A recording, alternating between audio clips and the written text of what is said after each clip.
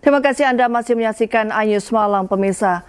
Presiden Prabowo meminta semua menterinya untuk merapatkan barisan.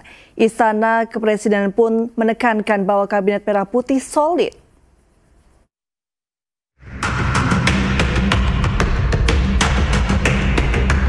Presiden Prabowo Subianto memberikan arahan kepada menteri-menterinya untuk merapatkan barisan. Menteri Sekretaris Negara Prasetyo Hadi tegaskan jajaran Kabinet Merah Putih solid. Oh enggak, itu kan biasa saja, itu umum aja gitu. Sebagai sebuah tim, Bapak Presiden kan selalu menganalogikan Kabinet Merah Putih kita ini sebagai sebuah tim, ya memang kita harus terus merapatkan barisan. Jadi maknanya merapatkan barisan itu tidak selalu sedang ada sesuatu gitu. Tapi itu untuk menjaga semangat gitu. Nggak ada kerenggangan.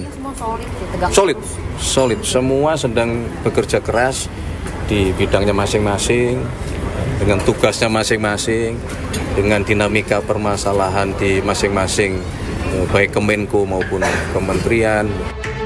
Pesan rapatkan barisan disampaikan Presiden Prabowo saat menghubungi Menko Bidang Pemberdayaan Masyarakat Muhaimin Iskandar saat acara Halal Bihalal. Tadi Pak Presiden juga menelpon saya, menyampaikan selamat halal bihalal hari ini dan meminta kepada sesama menteri untuk terus merapatkan barisan. Dalam acara halal bihalal hadir sejumlah menteri Kabinet Merah Putih, diantaranya Menteri Sosial Saifullah Yusuf, Menteri Lingkungan Hidup Hanif Faisal Nurofik, dan Menteri Dalam Negeri Tito Karnavian. Tim Liputan iNews melaporkan. Ya, menteri-menteri Kabinet Merah Putih bergantian berkunjung ke kediaman Joko Widodo. Namun Jokowi menegaskan pertemuan hanya merupakan silaturahmi dan membantah isu matahari kembar yang muncul. Yang salah, silaturahmi di hari Lebaran kan sangat baik kepada siapapun, ya. Kemudian mengenai matahari kembar, nggak ada yang namanya matahari kembar.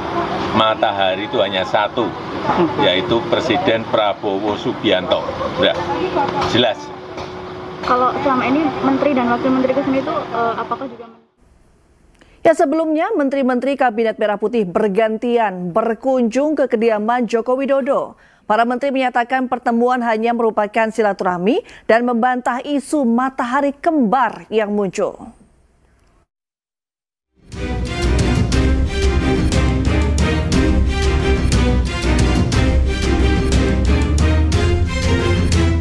Meski tak lagi menjabat, Presiden ke-7 RI Joko Widodo masih dikelilingi sejumlah pejabat di pemerintahan Prabowo Gibran.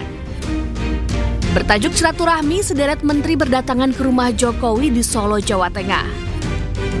Di antaranya Menteri Koordinator Bidang Pangan Zulkifli Hasan, Menteri ESDM Bahlil Lahadalia, Menteri Kelautan dan Perikanan Sakti Wahyu Trenggono, Menteri Kesehatan Budi Gunadi Sadikin, hingga Ketua Dewan Ekonomi Nasional Luhut Binsar Panjaitan. Eksistensi pengaruh Jokowi terungkap setelah sejumlah menteri masih menganggap Jokowi sebagai pemimpin. Silaturahim sama bekas bos saya, sekarang masih bos saya. Apa aja Pak yang diobrolin Pak? Ya, kesehatan dan sebagainya. Saya sehat, beliau sehat, dan minta arahan-arahan. Banyak sekali saya harus belajar dulu. Apa aja Pak arahannya Pak? Ya, arahan untuk kemajuan dalam memimpin KKP. Silaturahmi karena Pak Jokowi kan bosnya saya, jadi saya sama Ibu silaturahmi, mohon maaf lahir dan batin, dan juga doain supaya Pak Presiden bawa Ibu sehat karena sudah masih jadi Menteri Kesehatan kan. Kalau Pak Jokowi sehat kayak gini kita senang. Apalagi kalau Pak Jokowi nanti umurnya sampai 80, 90, 100, insya Allah kita lebih senang lagi. Artinya Menteri Kesehatannya berhasil.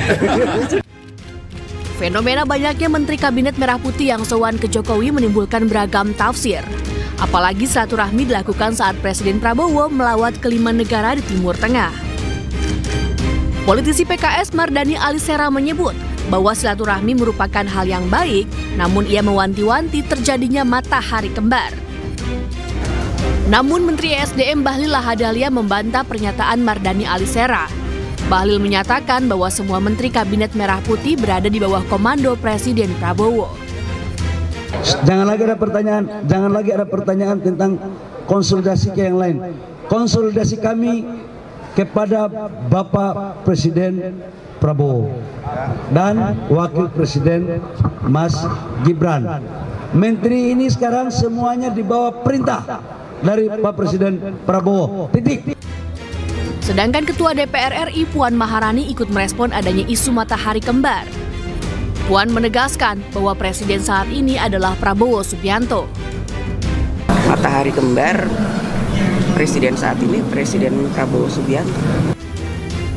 Sementara itu Presiden Prabowo Subianto akan mengumpulkan semua menterinya usai kembali dari lawatan ke negara-negara Timur Tengah. Tim Liputan iNews melaporkan.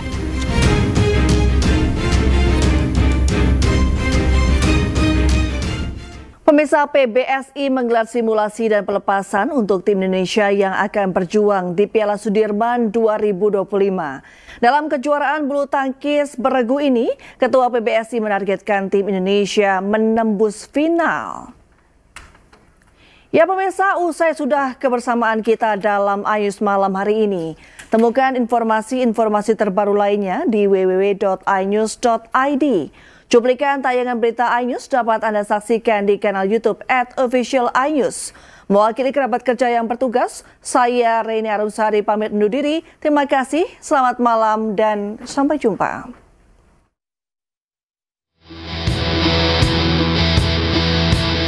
PBSI menggelar simulasi di Pelatnas Cipayung, Jakarta untuk tim bulu tangkis Indonesia yang akan berjuang di Piala Sudirman 2025. Simulasi ini digelar dengan tujuan sebagai langkah memperkuat soliditas tim. Hampir semua atlet bermain kecuali Jonathan Christie. Sedangkan Gregoria Mariska Tunjung dipastikan tidak ikut serta karena terkena vertigo. Posisi Gregoria akan digantikan tunggal putri lainnya Esther Nurumi Triwardoyo.